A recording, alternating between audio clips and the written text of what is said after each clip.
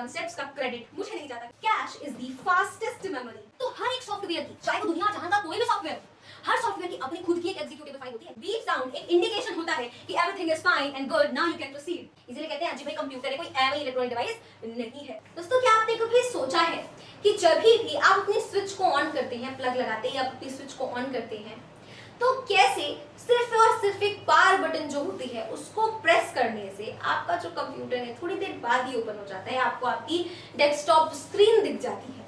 कैसे? आखिर इतना सारा काम होता कैसे है? क्योंकि हमें जहां तक पता है कि जब तक हम कंप्यूटर को कोई इंस्ट्रक्शन नहीं देंगे तब तक कंप्यूटर कोई भी काम नहीं करने वाला। ठीक उसी तरीके से जब तक किसी भी मशीन के पास पावर नहीं है तब तक वो मशीन क्या है? वो मशीन यूजलेस है, वो मशीन एक डेड मशीन होती है। ठीक है, अगर मान लीजिए आपका कंप्यूटर शटडाउन पड़ा हुआ है और उसमें पावर की सप्लाई नहीं है तो क्या वो आपके किसी भी काम आने वाला है? नहीं, वो क्या है? वो एक डेड मशीन है। नॉट ओनली दिस, कोई भी आपकी इलेक्ट्रॉनिक डिवाइस है, जब तक उसको आप पावर नहीं देंगे तब तक वो एक डेड मशीन ही रहेगी, एक डेड डिवाइस ही रहेगी, है ना। तो इसी तरीके से किसी भी मशीन को रन करने के लिए पावर की क्या होती है? सबसे ज्यादा जरूरत होती है। लाइक वो क्या है? वो उसका ऑक्सीजन है ना, वो उसका ऑक्सीजन है। अब यहाँ पे हम सीखेंगे कि आखिर जो आपका कंप्यूटर है वो फ्रैक्शन ऑफ सेकेंड्स में इतनी सारी चीजों को लोड करके कैसे आपका ओपन होता है। तो चलिए बिना किसी तरीके से वीडियो को शुरू करते हैं। उससे पहले मैं आपको बता दूं, इस वीडियो का, इस पूरे के पूरे कॉन्सेप्ट्स का क्रेडिट मुझे नहीं जाता, क्योंकि मैंने रिसर्च करके नहीं पढ़ाया है। मैं यहाँ पे रिसर्च करके आपको नहीं पढ़ाने वाली। मैंने जो पढ़ा है, जो मुझे मेरे स्कूल टीचर ने पढ़ाया है, लाइक वो he is the best definitely, वो हमें कंप्यूटर साइंस पढ़ाते हैं, तो उन्होंने जो हमें पढ़ाया है मैं आपको वो पढ़ाने वाली हूँ। लाइक कभी कभी वो एक ऐसे टॉपिक्स पढ़ाते हैं जिनको पढ़ के लगता है ये तो मुझे आपके साथ भी शेयर करना चाहिए, और लिटरली यहाँ पे हम आपको पढ़ाने वाले हैं जो मेरे सर ने मुझे आज पढ़ाया है। उनका नाम दीपक सर है। बहुत से लोगों ने प्रीवियस वीडियो में मैंने उनका एक और टॉपिक पढ़ाया था, पूछा था उनके चैनल का नाम, उनके चैनल का नाम, उनके चैनल का नाम। तो मैं आपको बता दूं उनका कोई भी यूट्यूब का चैनल नहीं है। तो यहाँ पर मैं आपको वो डिलीवर करूंगी जो उन्होंने आज मुझे किया। तो चलिए शुरू करते हैं। ये कॉन्सेप्ट समझने से पहले ना हम एक छोटी सी चीज समझेंगे, बहुत बड़ी नहीं, छोटी सी, जिसका नाम है कंप्यूटर मेमोरी। क्या है? Computer memory. क्या समझ आ रहा है आपको कंप्यूटर मेमोरी से? इन दोनों वर्ड से आपको क्या समझ आ रहा है? आप क्या क्या क्या आपको कुछ दिमाग में आपको कुछ आ रहा है? बिल्कुल आ रहा होगा। कंप्यूटर मेमोरी का मतलब है कंप्यूटर की मेमोरी। कंप्यूटर मेमोरी का मतलब कंप्यूटर की मेमोरी। भाई सिंपल सी बात है। कंप्यूटर की मेमोरी मतलब इसके अंदर वो सारी की सारी मेमोरीज आ जाएंगी जिनका यूज एक कंप्यूटर करता है to give the desired output we want, है ना। जैसे प्राइमरी मेमोरी, सेकेंडरी मेमोरी और कैश मेमोरी। कौन सी बताई मैंने? प्राइमरी, सेकेंडरी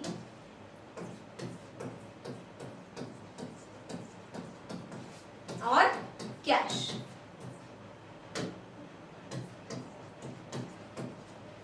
कैश मेमोरी, ठीक है। अब देखिए कुछ लोगों को प्राइमरी सेकेंडरी के बारे में पता होगा तो कैश के बारे में नहीं पता होगा। Cash is the fastest memory. Cash is the fastest memory,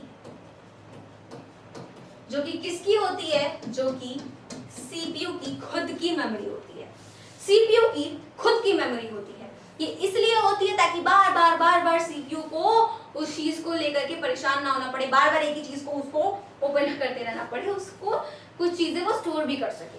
तो ये सीपीयू की क्या है? खुद की मेमोरी है, जो बहुत बड़ी नहीं होती है। ठीक है, ये है आपकी प्राइमरी मेमोरी, जो कि दो टाइप्स की होती है, RAM and the second one is ROM. RAM and second one is ROM, नाम तो आपने सुना ही होगा। ये इसकी प्राइमरी मेमोरी है। सेकेंडरी मेमोरी में आ जाती है आपकी एचडीडी यानी कि hard disk drive, SDD, pen drives, आपके एसडी कार्ड्स, ये सब किस में आती है? ये सब आपकी सेकेंडरी मेमोरी में आती है। ठीक है, अब कोई भी चीज प्राइमरी कब होती है? कोई भी चीज प्राइमरी कब होती है? आई एम आस्किंग, कोई भी चीज प्राइमरी कब होगी? कोई भी चीज प्राइमरी तब होगी जब वो सबसे सबसे ज्यादा क्या होगी? जब वो सबसे ज्यादा इंपॉर्टेंट होगी, राइट? जब वो फंडामेंटल होगी, जब वो फंडामेंटल होगी, जब वो इंपॉर्टेंट होगी, तो वो क्या होगी? तो वो प्राइमरी होगी। समझ आया? फॉर एग्जाम्पल, जब कोई छोटा सा बच्चा स्कूल का मुंह पहली बार देखता है तो उसको सबसे पहले नर्सरी में पढ़ाया जाता है, नर्सरी में बिठाया जाता है। क्यों? क्योंकि नर्सरी क्लास आपकी क्या है? नर्सरी क्लास आपकी भी, उस बच्चे की भी प्राइमरी क्लास होती है। क्या होती है? उस बच्चे की प्राइमरी क्लास होती है। That's the basic concepts. वहां पे वो बेसिक चीजें सीखता है जिसकी वजह से आज वो यहाँ पे 11th में है, जैसे कि आप 10th में है, 12th में है, कोई भी देख सकता है इसे, है ना? तो वो क्या हो गया? वो उसका प्राइमरी क्लास हो गया। ठीक है। अब जैसे जब आप कोई भी चीज मेमोराइज करते हैं तो कुछ चीजें होती हैं जिसको आप लिमिटेड टाइम के लिए मेमोराइज करते हैं, टेम्पोररीली मेमोराइज करते हैं। कुछ चीजें होती हैं जो कि आपको परमानेंटली याद हो जाती हैं। ठीक है। फॉर एग्जाम्पल मैं आपसे पूछूं 2 का टेबल, तो आपकी जुबान पे होगा 2 का टेबल, 2 to the 4 करके पूरा बता देंगे आप। लेकिन वही अगर मैं आपसे पूछूं 29 का टेबल, तो शायद आप उतनी फ्लुएंटली नहीं बता पाएंगे 29 का टेबल जितनी फ्लुएंटली आपने 2 का टेबल बताया है। सही बात है ना? अगर मैं आपसे trigonometric ratios, trigonometric identities and all that functions, वो सब अगर मैं आपसे पूछूं तो शायद आप उनको इतना फ्लुएंटली नहीं बता पाएंगे जितना फ्लुएंटली आप ABCD बता पाएंगे। क्यों? क्योंकि आपने इसकी प्रैक्टिस ज्यादा की है, इसको मेमोराइज ज्यादा किया है, हमेशा से पढ़ते आए हैं, इसलिए ये आपकी डीप मेमोरी में जा चुका है। ये आपका क्या है? परमानेंट मेमोरी में स्टोर हो चुका है। आपकी डेली लाइफ बेसिस में जो भी चीजें होती हैं वो आपको कुछ लिमिटेड टाइम के लिए याद रहती हैं। जो हमेशा याद रहती है उसको आपने बार बार सोचा है, हो सकता है वो कोई स्पेशल मोमेंट हो, दैट्स व्हाई वो आपको हमेशा याद रहता है। लेकिन ये डेली लाइफ बेसिस पे जो भी चीजें हो रही है वो एक टाइम के बाद आप भूल जाते हैं। आप शायद भूल चुके होंगे 1 वीक पहले आपने क्या किया था, कैसे पानी पिया था, कब पिया था, कैसे गए थे, ये सब कुछ आप भूल चुके होंगे, क्योंकि फालतू की चीजें हैं, इसको ब्रेन ऐसे भी याद नहीं रखता। सही बात है ना? तो यानी कि सिमिलरली जैसे हम ह्यूमंस के पास 2 टाइप की मेमोरी होती है, हम चीजों को 2 तरीके से याद करते हैं, ठीक उसी तरीके से कंप्यूटर भी चीजों को 2 तरीके से याद करता है। क्लास में अगर आप कोई लेक्चर देख रहे हैं, कोई लेक्चर अटेंड कर रहे हैं, तो सिर्फ आप सुन रहे हैं। हो सकता है आपने उसका 70% ग्रैब किया है, 80% किया है, 90 किया है, 95% कर लिया है। जब तक आप उसको मेमोराइज नहीं करेंगे वो आपको हमेशा के लिए याद नहीं होगा। समझ आ रहा है? जब तक आप उसको मेमोराइज नहीं करेंगे वो हमेशा के लिए याद नहीं होगा। अभी अगर इस बेल में आपने फिजिक्स पढ़ी है और नेक्स्ट बेल आपकी केमिस्ट्री की है, तो हो सकता है फिजिक्स की कुछ चीजें आप भूल जाएं। इसलिए टीचर आपसे कहते हैं कि राइट इट डाउन, ताकि जब आप उसको लिखेंगे तो बाद में आप उसको आराम से रिवाइज कर पाएंगे and that will go to your deep memory. ठीक है। उसी तरीके से हमारा कंप्यूटर भी वर्क करता है। अब इसको बताने का सिर्फ इतना सा मतलब था कि ये जो रैम और रोम है वो कितने ज्यादा इंपॉर्टेंट है वो हमें समझना है। तो यहाँ से हम स्टार्ट करेंगे कि आखिर जो हमारा कंप्यूटर है वो फंक्शन करना कैसे स्टार्ट करता है। सो मान लीजिए ये है आपका स्विच बोर्ड, है ना? Suppose this is our switch board. ये आपकी क्या है? ढेर सारी स्विचेस हैं। ये है आपका socket, wait, this is socket. यहाँ पे आपने लगा रखा है प्लग को। क्या लगा रखा है? प्लग को लगा रखा है ना?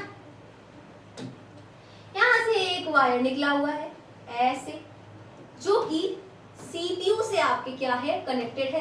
ये सीपीयू की पावर बटन है, ये आपका क्या है? सीपीयू है, उससे वो कनेक्टेड है। समझ आया? अब आपने इस पावर बटन को ऐसे टुडुक करके प्रेस कर दिया, नहीं पहले तो इसको प्रेस किया होगा, ठीक है? जब आपने इस बटन को प्रेस किया है, समझिए, जब आपने इस बटन को प्रेस किया है तो अभी कोई भी करंट यहाँ पे फ्लो नहीं हो रहा आपके सीपीयू में। आपके सीपीयू में कोई भी करंट नहीं फ्लो हो रहा है। जब तक आप इसकी पावर बटन को प्रेस नहीं करते हैं तब तक कोई भी करंट फ्लो नहीं हो रहा है आपके सीपीयू के।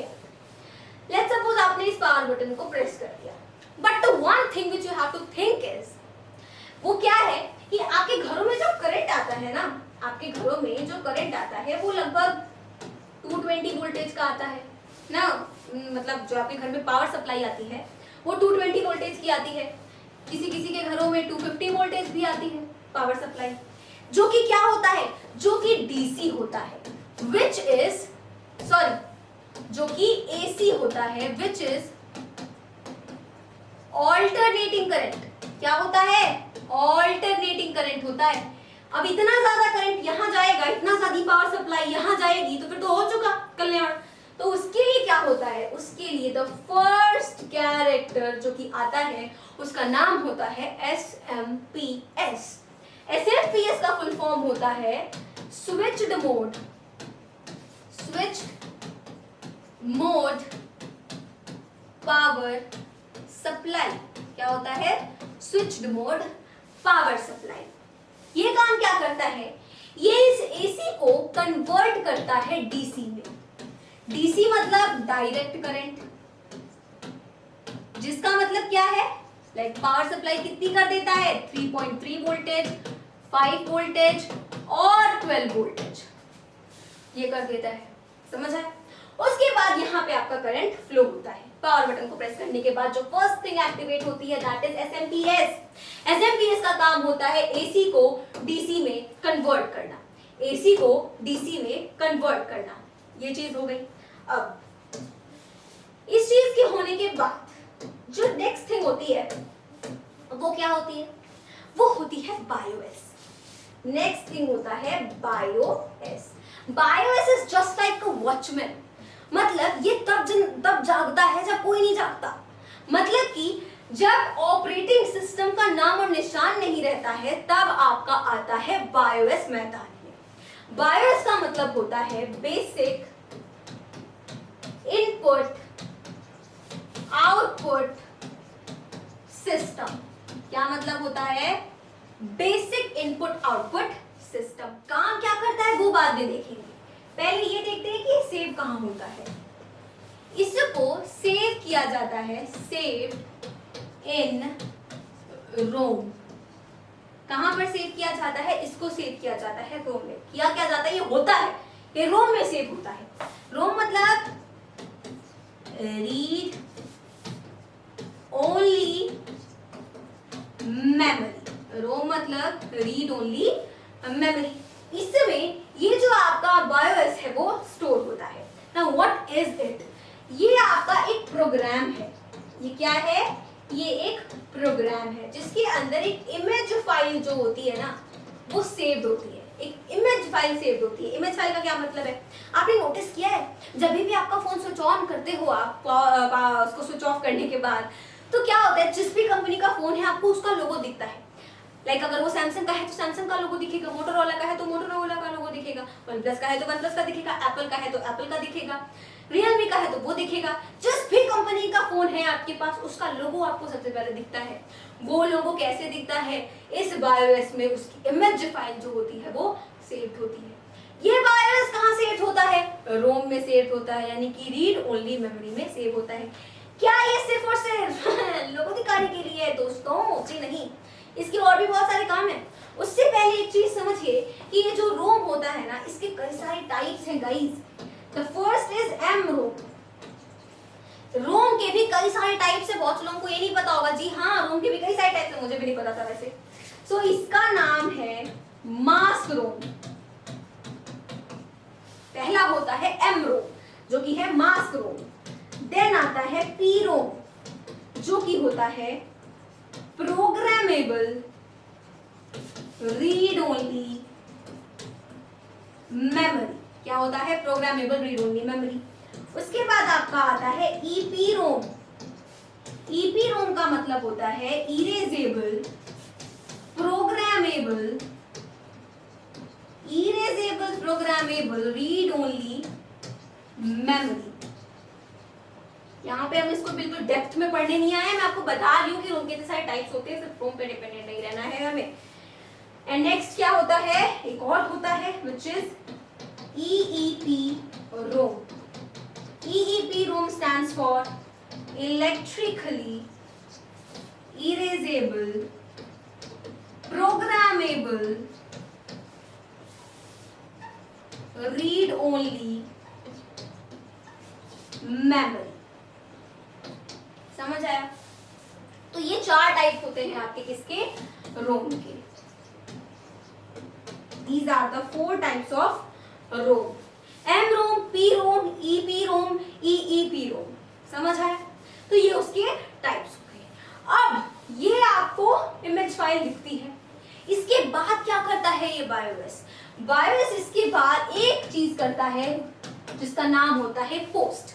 इस पोस्ट को परफॉर्म करता है। पोस्ट क्या है? पोस्ट का मतलब होता है power on self test. POST का मतलब होता है power on self test. It's just like an self examination. ये क्या है? ये एक सेल्फ एग्जामिनेशन है। ये सेल्फ एग्जामिनेशन करता क्या है? ये सेल्फ एग्जामिनेशन ये चेक करता है कि जो आपकी रैम है बाबा वो क्या सही जगह पर है, आपकी रैम सही जगह पर है, आपकी जो ग्राफिक कार्ड्स हैं क्या वो जिंदा हैं, आपके जो ग्राफिक कार्ड्स हैं वो जिंदा हैं।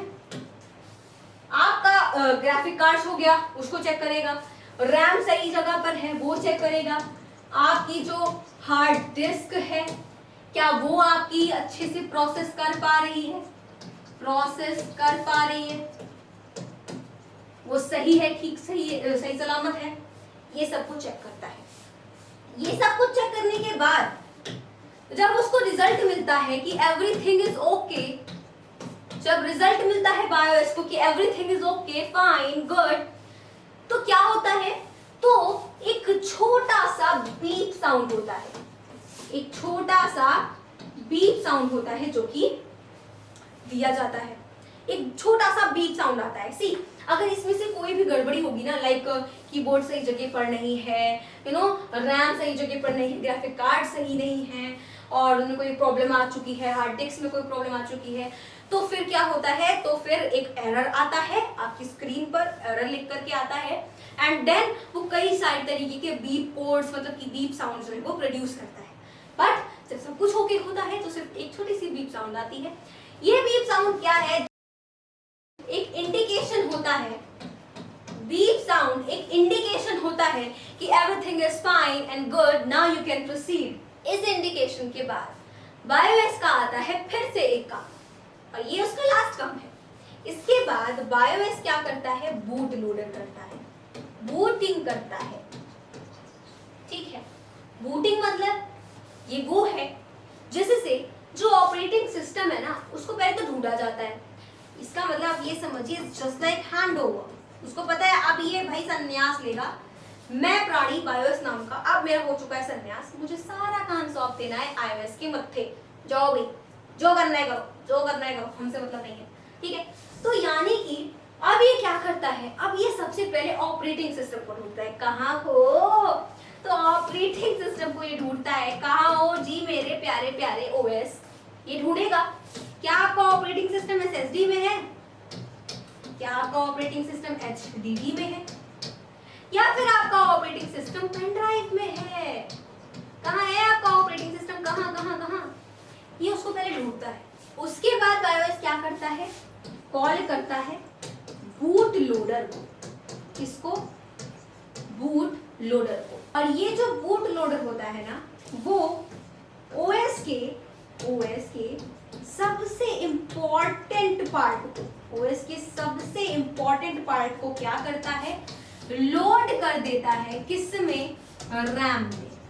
यहाँ पे आपका आता है रैम। यहाँ पे रैम क्या है आपकी? It's a rough text, rough notebook, sorry.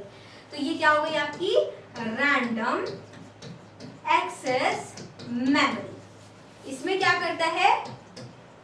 Boot loader OS की सबसे इंपॉर्टेंट पार्ट को लोड कर देता है। ओएस का सबसे इंपॉर्टेंट पार्ट होता क्या है? ओएस का सबसे इंपॉर्टेंट पार्ट होता है कर्नल। ओएस का सबसे इंपॉर्टेंट पार्ट क्या होता है? कर्नल। कर्नल जो होता है, कर्नल ओएस का एग्जीक्यूटेबल प्रोग्राम है।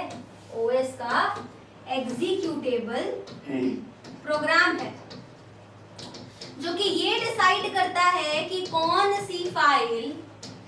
सी फाइल प्रोसेसर कैसे प्रोसेस करेगा, कब प्रोसेस करेगा और उसको रैम में कितना हिस्सा मिलेगा।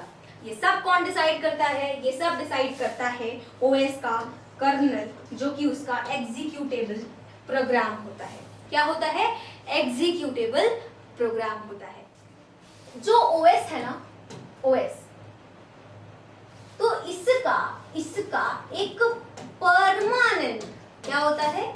एक परमानेंट पाथ, या फिर जिसको हम लोकेशन कह सकते हैं, परमानेंट पाथ या फिर लोकेशन होती है जहां पे ये अपनी फाइल्स को सेव करता है, अपनी एग्जीक्यूटेबल फाइल्स को सेव करता है, जो कि है C:/। ये वो जगह होती है। लाइक जब भी आप पीसी परचेज करते हैं, फिर लैपटॉप परचेज करते हैं, तो उसमें आपको ऑपरेटिंग सिस्टम इंस्टॉल करना पड़ता है, बायोस में इंस्टॉल करना पड़ता है, वो इंस्टॉल्ड होता है, वो आपको कंपनी करके देती है। ऑपरेटिंग सिस्टम आपको इंस्टॉल करना पड़ता है, और उस ऑपरेटिंग सिस्टम को जब आप इंस्टॉल करते हैं तो वो आपसे पूछता है भाई मैं कहाँ रहूं, तो आप बोलते हैं अजी तुम यहाँ रहो। और फिर जब आप कहते हैं तुम यहाँ रहो, तो फिर क्या करता है ऑपरेटिंग सिस्टम? अपनी सारी की सारी एग्जीक्यूटेबल जो फाइल्स हैं उनको वो इस जगह पर, इस लोकेशन पर सेव कर देता है। Got it? अपनी सारी एग्जीक्यूटेबल फाइल्स को इस जगह पर सेव कर देता है। ये जो मेमोरी लोकेशन है ओएस के एग्जीक्यूटेबल फाइल्स की, इसकी एक कॉपी, इस एग्जीक्यूटेबल फाइल्स की एक कॉपी जो है वो सेव होती है रैम में।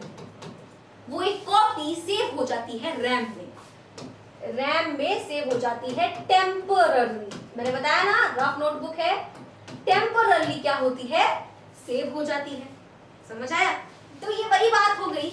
ये हमारा क्या है? ये हमारा डेली लाइफ की बेसिस पर जो भी सारी चीजें होती हैं वो है, जिसको हम एक टाइम के बाद भूल जाते हैं, है ना? रफ नोटबुक है हमारी।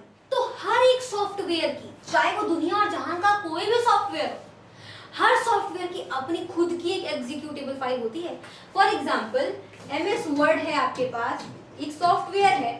इसका जब आपने आइकन क्या किया होगा, प्रेस किया होगा, आइकन पे जब आपने इसके क्लिक किया होगा, तो सबसे पहली फाइल जो कि आपकी ओपन हुई होगी उसका नाम होगा winword.exe। ये वो पहली फाइल होगी जो कि ये आइकन प्रेस करते ही ओपन हुई होगी। ये स्टोर कहाँ हुई होगी?